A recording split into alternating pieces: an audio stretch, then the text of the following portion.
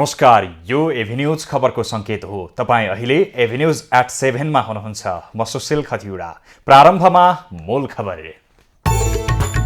महानगर र उपमहानगरमा सत्तारूढ दलको शीर्ष तहबाटै चुनावी तालमेल, प्रमुख र उपप्रमुखको भागबण्डा मिल्यो। प्रतिस्पर्धा गर्न सकिने समेत समझदारी।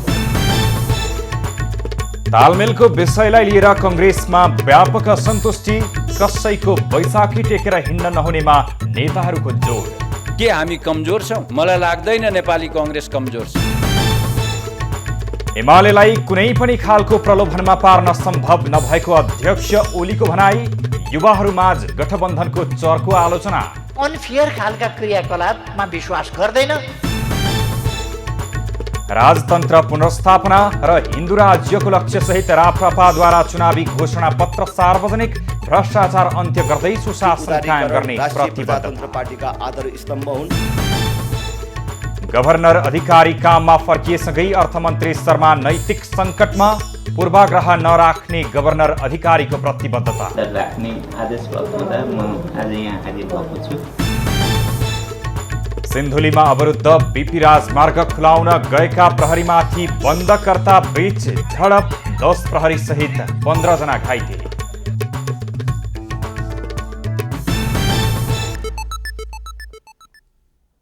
अब खबरको सिलसिला प्रारम्भ गरौं सत्ता गठबन्धनमा सहमति सम्बन्धी प्रसङ्गबाट। सत्तारूढ गठबन्धनले 6 वटा महानगरपालिका र 11 वटा उपमहानगरपालिकामा भागबण्डा टुङ्ग्याएका छन्। प्रधानमन्त्री निवास बालुवाटारमा आज बसेको सत्ता गठबन्धनको बैठकले 6 महानगर र 11 उपमहानगर गरी 17 स्थानीय तहमा चुनावी तालमेलका लागि सहमति जुटाएको हो। सहमति अनुसार कंग्रेसले 3 महानगर र 7 उपमहानगर, नेकपा माओवादी केन्द्रले 1 महानगर र 2 उपमहानगर, एकीकृत समाजवादी र जनता समाजवादीले 1 महानगर र 1 उपमहानगर प्रमुखका लागि टिकट पाउने भएका छन्।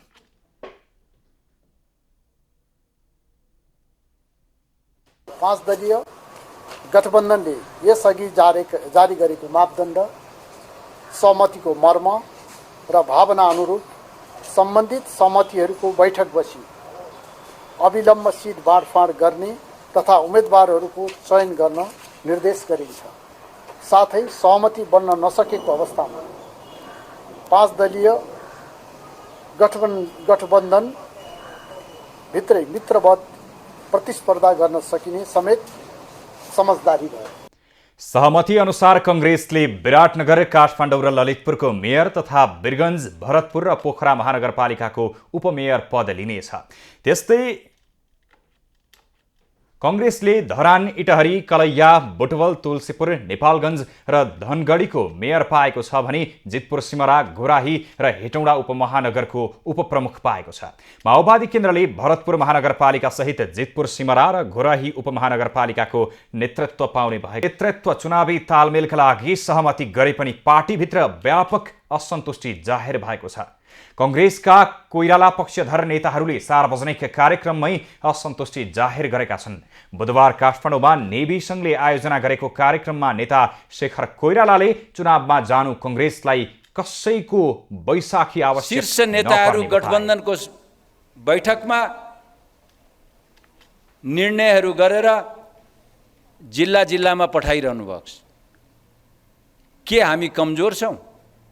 मलाई लाग्दैन नेपाली कांग्रेस कमजोर छ। मलाई लाग्दैन नेपाली कांग्रेस एक्लै लड्यो भने पनि हामी हाम्रो गन्तव्यमा पुग्न सक्छौं भन्ने मलाई आत्मविश्वास छ। कार्यक्रममा कंग्रेस महामन्त्री गगन कुमार थापाले कंग्रेस कम्युनिस्ट पार्टीसँग डराएर जानुपर्ने स्थितिलाई अन्त्य गर्नुपर्ने बताए।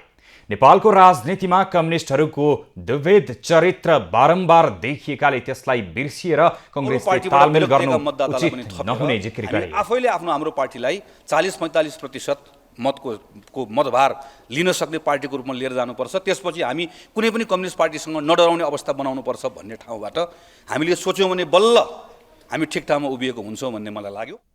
कार्यक्रममा कंग्रेस उपसभापति धनराज गुरुङले कंग्रेसलाई तालमेलको भन्दा पनि एजेन्डाले जिताउनु पर्नेमा जोड दिए।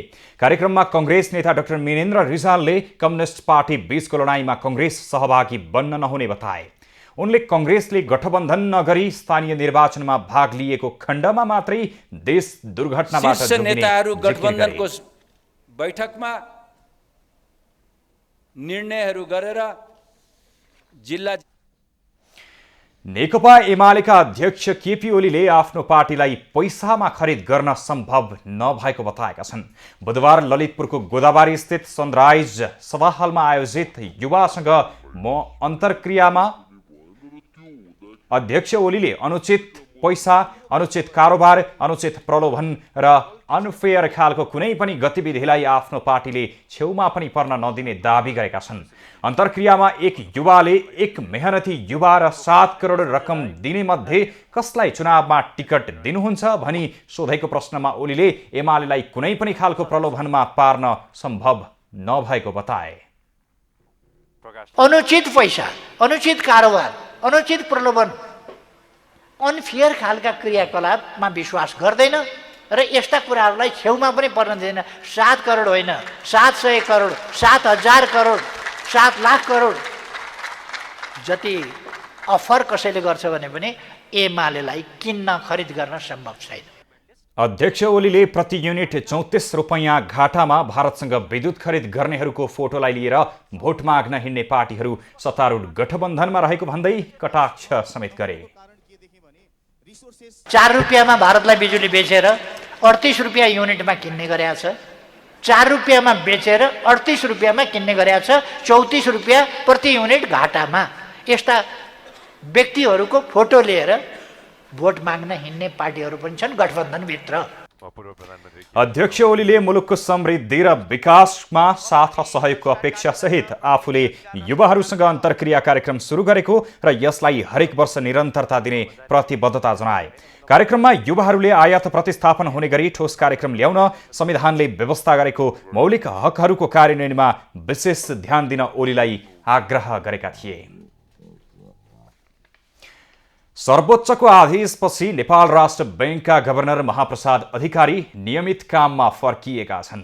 मंगलबार सर्वोच्च अदालतले गभर्नरलाई आफ्नो पदीय जिम्मेवारी पूरा गर्न दिन सरकारको नाममा अल्पकालीन आदेश जारी गरेपछि अधिकारी बुधबारबाट नियमित काममा फर्किएका छन्। राष्ट्र बैंक पुग्दा कर्मचारीहरूले अधिकारीलाई स्वागत गरेका थिए। अधिकारीले आफूले प्रणाली सुधारका लागि आवाज उठाएकाले सबैले साथ दिएको भन्दै पूर्वाग्रह नराखी व्यावसायिक ढङ्गले काम गर्ने प्रतिबद्धता जनाएका छन्। अन्तरिम आदेश प्राप्त भएको छ, जस आदेश अनुसार मलाई आफ्नो पदीय जिम्मेवारी केन्द्रीय बैंकको गभर्नरको रूपमा काम निरन्तर राख्ने आदेश भएको हुँदा म आज यहाँ हाजिर भएको छु। अर्थ मन्त्रालयले अधिकारीमाथि छानबिन गर्न समिति गठन गरेपछि उनी निलम्बनमा परेका थिए। सिन्धुलीमा अवरुद्ध बीपी राजमार्ग खुलाउन गएका प्रहरी र बन्दकर्ता बीच झडप भएको छ। झडपमा परि 10 सुरक्षाकर्मी सहित 15 जना घाइते भएका छन्। प्रहरी र बन्दकर्ता बीचको बुधबार भएको दोहोरो झडपले बीपी राजमार्ग अन्तर्गत कमलामाई नगरपालिका 2 पिपल भन्ज्याङ तनावग्रस्त बनेको थियो। घाइते प्रहरीहरूको सिन्धुली अस्पतालमा उपचार भइरहेको छ। बोलेरोको ठक्करबाट गम्भीर घाइते पैदल यात्री विजय मोक्तानको मृत्यु भएको घटनाका दोषीलाई कारबाही र पीडितलाई क्षतिपूर्तिको माग गर्दै स्थानीयले बिहानैदेखि सडक अवरुद्ध गरेका थिए। सडक अवरुद्ध गरेका स्थानीयलाई हटाउन गएको प्रहरी टोलीमाथि आक्रमण भएको हो। दोहोरो झडपका क्रममा सडकमा रोकिएका केही सवारी साधनमा समेत क्षति पुगेको छ। प्रहरीले स्थिति नियन्त्रणमा दिन केही राउन्ड अश्रुल ग्यास र हवाई फायर समेत गरेको थियो।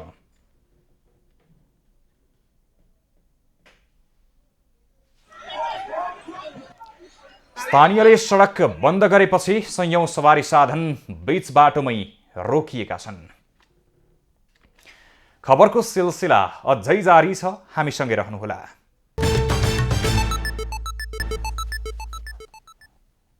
अब बाँकी खबर। सर्वोच्च अदालतले निर्वाचन आयोगले जारी गरेको आचार संहितालाई व्याख्या गर्दै आफ्नो स्थानीय तहको ठेक्का पट्टामा संलग्न रहेको व्यक्ति मात्र उम्मेद्वार बन्न नपाउने स्पष्ट पारेको छ। अन्यत्र ठेक्का लिएको भए उम्मेदवारी दिन रोकावट नहुने पनि सर्वोच्चले स्पष्ट पारेको छ। आयोगले जारी गरेको आचार संहितामा ठेक्का पट्टामा संलग्न उम्मेद्वार हुन नपाउने भन्ने प्रावधानले उत्पन्न दुविधा समेत हटेको छ। सर्वोच्च अदालतका न्यायाधीश नकुल सुवेदीको इजलासले ठेक्का पट्टा भएको स्थानीय तहमा उम्मेद्वार हुन नपाइने आदेश जारी गरेको हो। कुनै पनि व्यक्ति आफ्नो व्यावसायिक कारोबार भइरहेको स्थानीय तहमा निर्वाचित हुँदा निर्णय प्रक्रियामा स्वार्थ बाझिने व्यवस्था सिर्जना हुने सर्वोच्चको ठहर छ।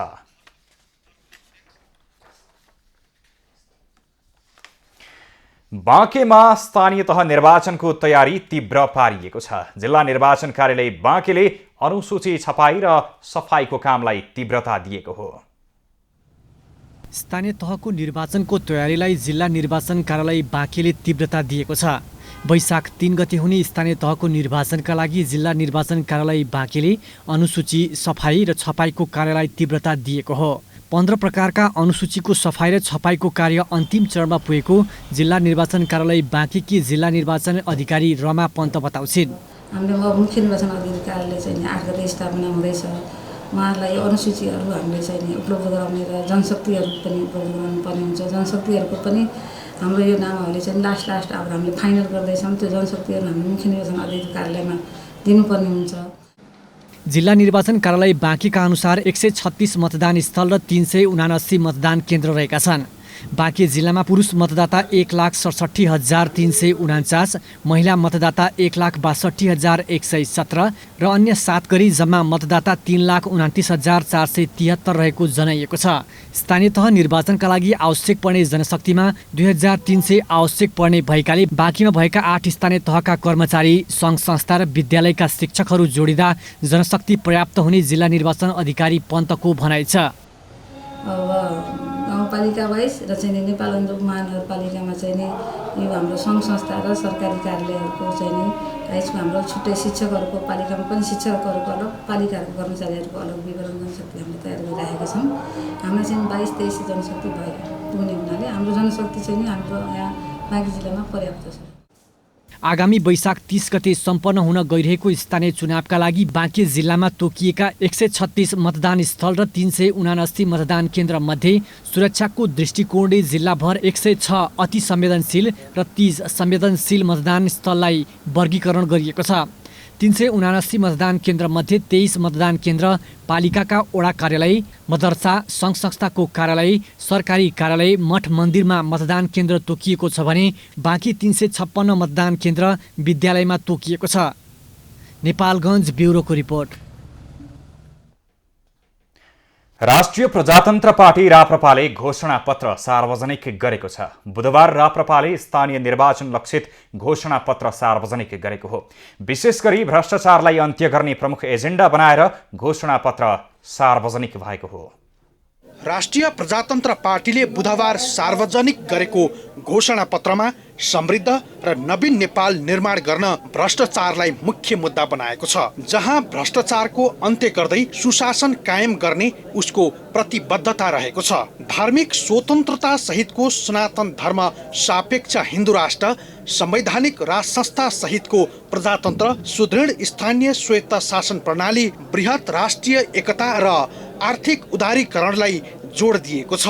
पूर्ण धार्मिक स्वतन्त्रता सहितको सनातन धर्म सापेक्ष हिन्दू राष्ट्र, संवैधानिक राज संस्था सहितको प्रजातन्त्र, सुदृढ स्थानीय स्वायत्त शासन प्रणाली, बृहत राष्ट्रिय एकता र आर्थिक उदारीकरण राष्ट्रिय प्रजातन्त्र पार्टीका आधार स्तम्भ हुन्। घोषणा पत्रमा राप्रपाले शिक्षा, स्वास्थ्य, कृषि, खानेपानी, युवा तथा खेलकुद र रोजगार सँगै जलवायु परिवर्तनको मुद्दालाई प्राथमिकता दिएको छ। घोषणा पत्रमा हिन्दू राष्ट्र, राज संस्था सहितको प्रजातन्त्र, स्थानीय स्वायत्त शासन प्रणालीको विषयमा राप्रपा अन्य दलभन्दा फरक छ। तर जनसरकारका मुद्दामा भने अन्य दलले उठाउँदै आएका मुद्दा नै हुन्। घोषणा पत्रमा राप्रपाले पनि अन्य दल जस्तै जे जति सपना बाँडेको छ ती सबै सुन्दर छन्। तर घोषणा पत्रको कार्यान्वयनमा राप्रपाले कति इमानदारी त देखाउँछ त्यो भने भविष्यले नै बताउला। राष्ट्रिय प्रजातन्त्र पार्टी यति बेलाको राष्ट्रिय मान्यता प्राप्त दल त होइन, तर लगभग अस्तित्व जोगाउनै मुस्किल भएको राप्रपा पछिल्लो समय दरिँदैछ। निर्वाचनको मिति घोषणा भएसँगै चुनावी अभियानमा होमिएको राप्रपाको चुनावी सभामा अस्वाभाविक क्रेज देख्न सकिन्छ। राष्ट्रिय प्रजातन्त्र पार्टी पछिल्लो समय निकै दरिएको देखिन्छ। गणतन्त्रको राप र तापकै बीचमा पनि उसले आफ्ना मुद्दा लिएर जहाँ जहाँ पुगेको छ त्यहाँको उभार अस्वाभाविक छ। राजसंस्थाको पुनस्थापनासँगै हिन्दू राष्ट्र र संघीयताको खारेजीको पक्षपाती राप्रपालाई गणतन्त्रवादीहरू प्रतिगामी भन्छन्, तर जनउभार भने त्यसको ठिक विपरीत छ। एमाले, कांग्रेस र माओवादी जस्ता ठूला दलको सभा सम्मेलन ठूलो हुनु स्वाभाविकै मानिएला, तर राष्ट्रिय हैसियत गुमाएको राप्रपाको चुनावी सभा तिनै ठूला दलको हाराहारीमा देखिन्छ। यो चाहिँ सत्ता गठबन्धनले प्रतिपक्षलाई, प्रतिपक्षको गठबन्धनले सत्ता गठबन्धनलाई चाहिँ पराजित गर्नको लागि नभइकन यो राप्रपाको विरुद्ध लक्षित हो कि जस्तो देखिन्छ। यो अवस्थामा हामीले जित्न सक्ने ठाउँहरूलाई अलिकति बढ्ता मेहनत गर्छौँ। हजारौंको कुर्बानी र बलिदानबाट गणतन्त्रको स्थापना भएको हो। देशमा गणतन्त्र स्थापना भएको भर्खरै 15 वर्ष पूरा भएको छ, तर विपक्षमा जनमत बढ्दै जानु यो असामान्य हो। परिवर्तनको ठूलो पंक्ति हुँदाहुँदै पनि प्रभाव किन जबरजस्त बढ्दो छ, यो यक्ष प्रश्न हो। गत 2074 को स्थानीय निर्वाचनमा राष्ट्रिय दलको हैसियत समेत गुमाएको राष्ट्रिय प्रजातन्त्र पार्टीले समेत ठूला दलहरूकै हाराहारीमा भिड जम्मा गरिरहेको छ। पछिल्लो समय राप्रपाले गरेका हरेक सभाहरूको उपस्थिति यदि स्वतस्फूर्त हो भने त्यो आगामी चुनावहरूमा ठूला दलहरूको लागि टाउको दुख्ने विषय बन्ने देखिन्छ। तपाईँ आफै छक्क पर्नुहुन्छ होला, राप्रपामा अहिले प्रवेश गर्नेको लहरै चलिरहेको छ। हामीले दिनौँ सयौंलाई चाहिँ पार्टीमा प्रवेश गराइराखेका छौँ भने महाधिवेशन सकिएदेखि आजसम्मको अवस्था हेर्ने हो भने 1 लाखभन्दा बढी मान्छेलाई चाहिँ हामीले पार्टीमा प्रवेश गराइसकेका छौँ हैन। अब यो चिजलाई शक्तिमा रूपान्तरण गर्ने, भोटमा रूपान्तरण गर्ने रणनीति हामी बनाउँदैछौँ।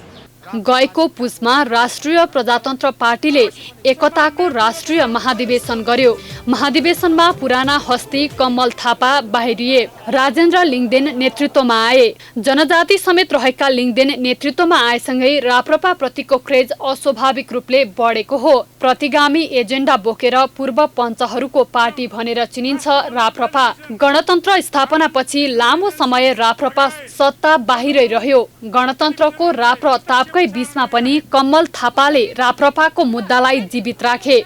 यद्यपि कमल थापा राप्रपाबाट बाहिरिएर गणतन्त्रको लाइनमा छन्, तर राप्रपाको नेतृत्व लिङदेनले सम्हालेदेखि राष्ट्रिय राजनीतिबाट बहिष्करणमा परेको राप्रपा भने दरिँदै गएको छ।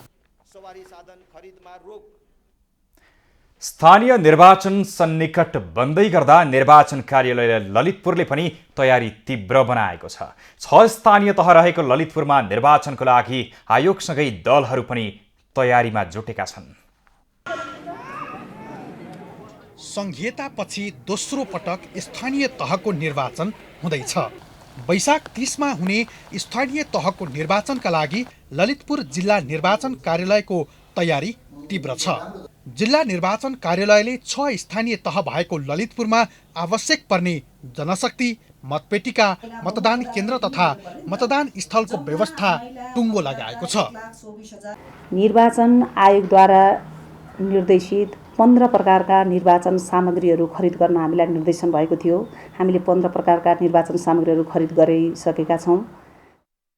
ललितपुर महानगरपालिका, महालक्ष्मी नगरपालिका सहित 6 वटा स्थानीय तहमा 288 मतदान केन्द्र रहनेछन् भने मतदान स्थल 131 वटा व्यवस्थापन गरिएको छ। यसका साथै जम्मा मतदाता 2,43,884 मध्ये पुरुष मतदाता 1,18,933 र महिला 1,24,950 तथा अन्य 1 जना रहेका छन्। चैत 1 गते निर्वाचन व्यवस्थापन कार्यक्रमबाट कर्मचारी समायोजन भइसकेका छन्।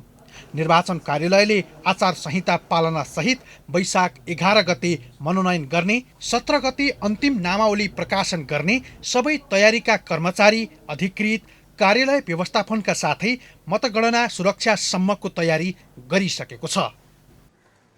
निर्वाचन स्वच्छ, निष्पक्ष, पारदर्शिता र मर्यादित बनाउन चुनावको तयारीले ठूलो भूमिका खेलेको हुन्छ। यसका सबै समक्ष राम्रो शिक्षा र आवश्यक सामग्रीले जनप्रतिनिधि चुन्न समेत सहजता ल्याउन सक्छ। क्यामेरामा गोविन्द गिरीको साथमा कमल ऋषिको रिपोर्ट। साताको चौथो कारोबार दिन बुधबार पनि शेयर बजार नेप्से परिसूचकमा दोहोरो अङ्कको गिरावट आएको छ।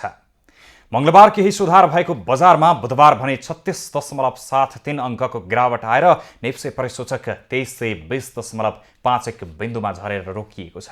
बुधबार 13वटै उपसमूहको परिसूचक ओह्रालो लागेको छ, जसमध्ये वित्त उपसमूहको परिसूचक सर्वाधिक 3.82% घटेको छ।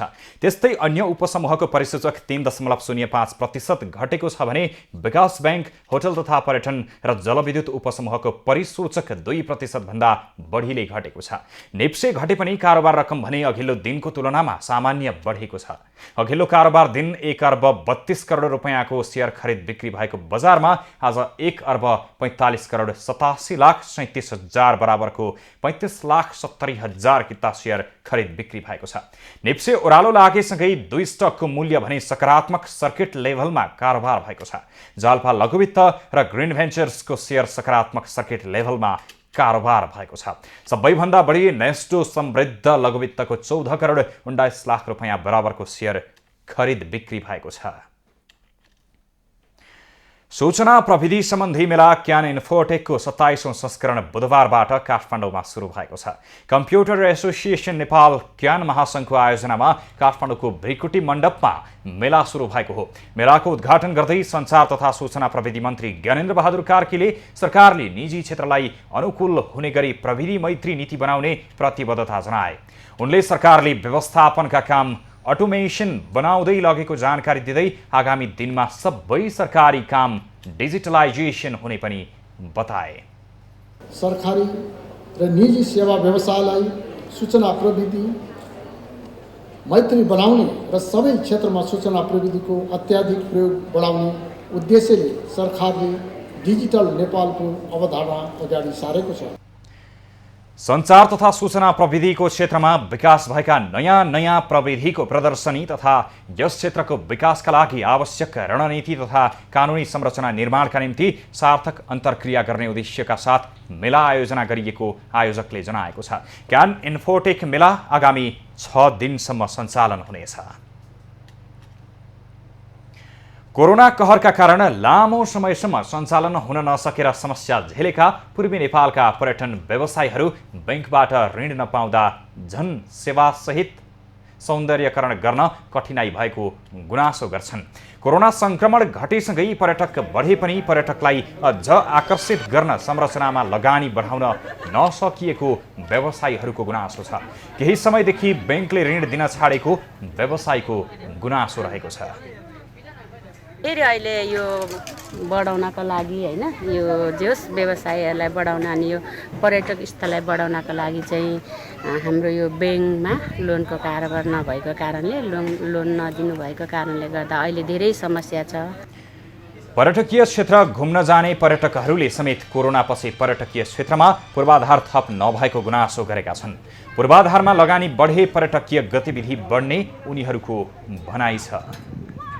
घुम्नको लागि राम्रो आयो, तर यहाँ अब यही भ्यू टावर मात्रै भयो क्या, अरू पनि भयो। यसकै लागि यहाँ फोटो खिच्ने हिँडिहाल्ने भयो क्या, अरू केही खेल्ने केटाकेटीहरूको लागि पनि अलि राम्रो बिस्तारै सुरुवात हुँदैछ, बिस्तारै होला।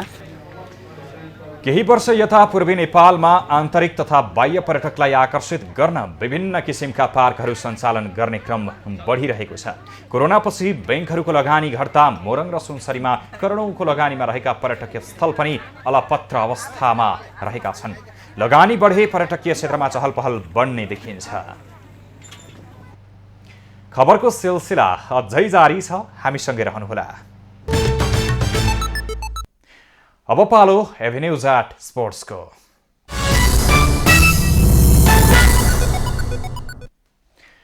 सूर्य नेपाल च्यालेन्ज गल्फको दोस्रो दिन सञ्जय लामा र भुवन कुमार रोका शीर्ष स्थानमा उक्लिएका छन्।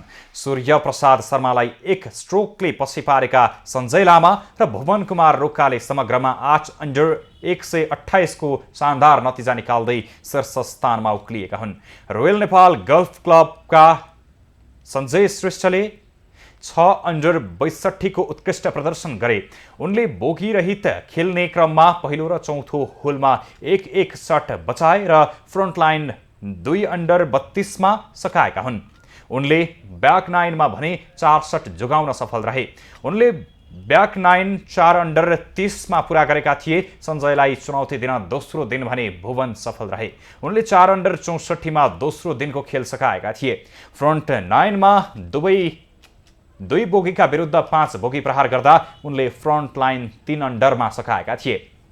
ब्याक 9 मा 11औं होलमा 1 शट खेर फाल्दा 14औं र 18औं होलको बढीले ब्याक 9 1 अन्डरमा पूरा गरे र उपाधि दावेदारी प्रस्तुत गरेका छन्। 36 होलको समाप्तिमा अन्डरस्कोरको वर्चस्व रहँदा उपाधि होल्ड रोमाञ्चक मोडमा पुगेको छ।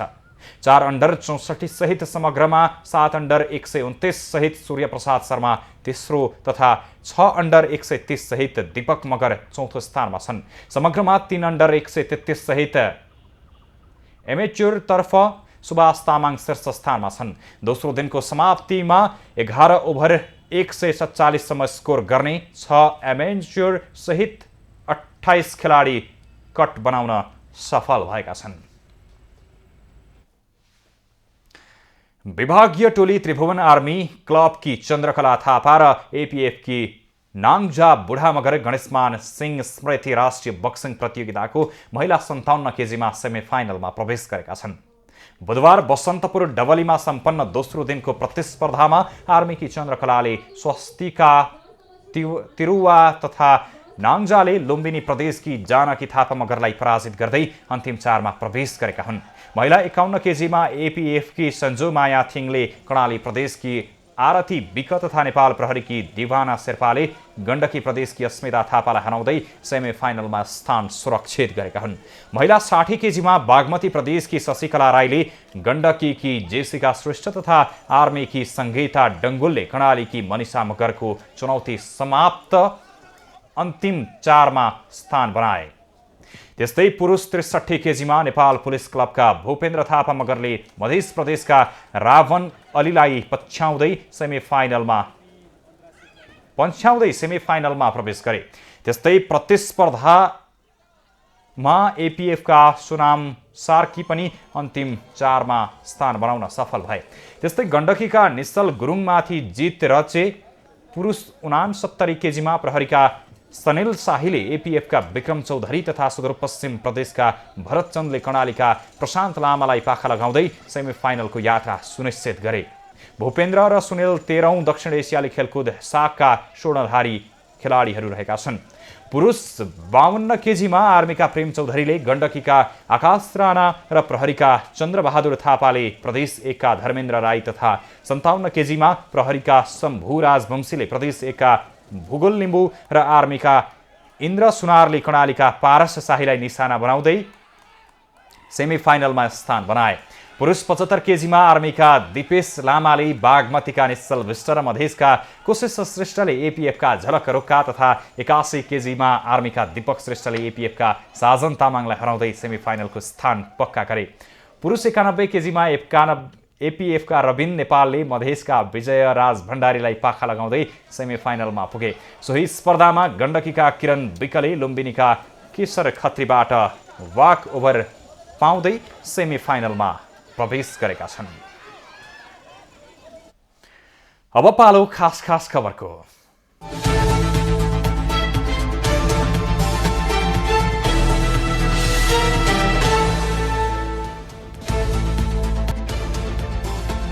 पछिल्लो 24 घण्टामा नेपालमा थप 13 जनामा कोरोना संक्रमण पुष्टि भएको छ। देशभर 2528 जनाको पीसीआर परीक्षण गर्दा 9 र 1349 जनाको एन्टिजेन परीक्षण गर्दा 4 जनामा संक्रमण पुष्टि भएको हो। कोरोनाका कारण बुधबार पनि कसैको मृत्यु नभएको स्वास्थ्य तथा जनसङ्ख्या मन्त्रालयले जनाएको छ। त्यस्तै थप 25 संक्रमित कोरोना मुक्त भएका छन्। हाल नेपालमा 318 सक्रिय संक्रमित आइसोलेसनमा रहेको मन्त्रालयले जानकारी दिएको छ। नेकपा एमाले सहमति गरेका 3 दलसँग चुनावी तालमेल गर्न तल्ला निकायलाई सर्कुलर जारी गरेको छ। एमाले महासचिव शङ्कर पोखरेलले मंगलबार तल्ला निकायलाई पत्र पठाउँदै राप्रपा नेपाल, परिवार दल र राष्ट्रिय जनमोर्चाको विद्रोही समूहसँग चुनावी तालमेल गर्न सर्कुलर जारी गरेका हुन्। गत 30 चैतमा राप्रपा नेपाल र नेपाल परिवार दलसँग चुनावी तालमेल गर्ने सहमति भएको थियो। राष्ट्रिय मानव अधिकार आयोगले राजनीतिक दलको प्रतिज्ञा पत्रको पदमा रूपमा सम्बन्धित दलहरूबाट जारी हुने निर्वाचन घोषणा पत्र प्रतिबद्धता पत्रमा मानव अधिकारको विषय समावेश गर्न आग्रह गरेको छ। आयोगले उच्च महत्व र प्राथमिकताका साथ मानव अधिकारका विषयलाई समावेश गर्न सबै राजनीतिक दलहरूलाई विशेष आग्रह गरेको छ। सर्वोच्च अदालतले गिटी बालुवा र ढुङ्गाको निकासीमा रोक लगाएको छ। बुधबार बसेको संवैधानिक इजलासले गिटी बालुवा र ढुङ्गाको निकासी रोक्न आदेश दिएको हो। यसअघि सरकारले चालु आर्थिक वर्ष 2078-79 को बजेट मार्फत चुरे दोहन गरेर भारततर्फ ढुङ्गा, गिटी र बालुवाको निकासी गर्ने घोषणा गरेको थियो। तत्कालीन अर्थमन्त्री विष्णु पौडेलले चालु आर्थिक वर्षको बजेट मार्फत चुरे दोहन गरेर यी वस्तुको निकासी गर्ने योजना अघि सारेको थियो। सरकारको सोही योजना विरुद्ध आदेश दिँदै सर्वोच्चले निकासीमा रोक लगाएको हो। नेपाल राष्ट्र बैंकको रिक्त 2 सञ्चालकका लागि सरकारले 2 जनाको नाम स्वीकृतिका निम्ति निर्वाचन आयोगमा पठाएको छ। राष्ट्र बैंकले डाक्टर शङ्कर प्रसाद आचार्य र दिलीप ढुङ्गानाको नाम स्वीकृतिका लागि पठाएको हो। यही वैशाख 30 गते हुने स्थानीय तह निर्वाचनका लागि आयोगले आचार संहिता लगाएकाले कुनै पनि नियुक्तिका लागि आयोगको स्वीकृति चाहिन्छ। दाङको तुलसीपुर उपमहानगरपालिका 3 मा रहेको प्रतापकोट माविको छानो हावाहुरीले उडाउँदा विद्यार्थीको विचल्ली भएको छ। हावाहुरीले छानो उडाएपछि एक सातादेखि विद्यालयको पठन पाठन समेत ठप्प भएको छ। 3वटा कक्षाको पठन पाठन जस्ता पाताको छानामुनि हुँदै आएको विद्यालयमा अहिले विद्यार्थी घाममा बसेर परीक्षा दिन बाध्य भएका छन्।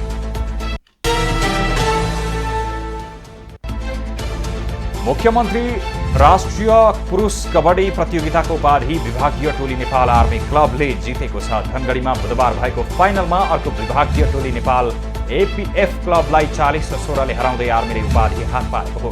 उपाधिसँगै आर्मीले 1,50,000 र उपविजेता एपीएफले 80,000 रुपैयाँ प्राप्त गरेको छ।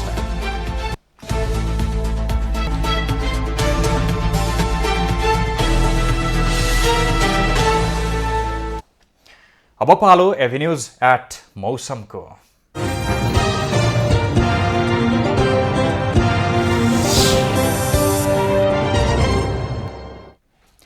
पछिल्लो 24 घण्टामा देशका पहाडी भूभागमा आंशिकदेखि सामान्य बदली रही बाँकी भूभागमा मौसम सामान्यतया सफा रह्यो।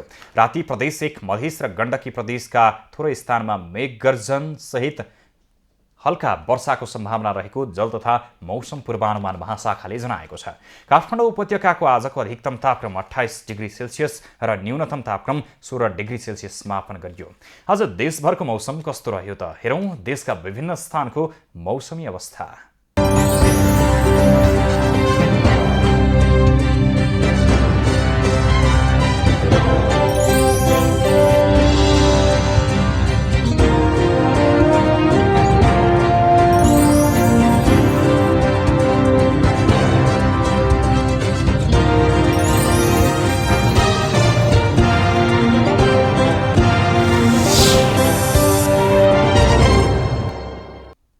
अहिलेलाई खबरको क्रम यति नै। एभिन्यूज खबरका सहित अन्य विस्तृत खबरका लागि www.avenews.tv लगइन गर्न सक्नुहुनेछ।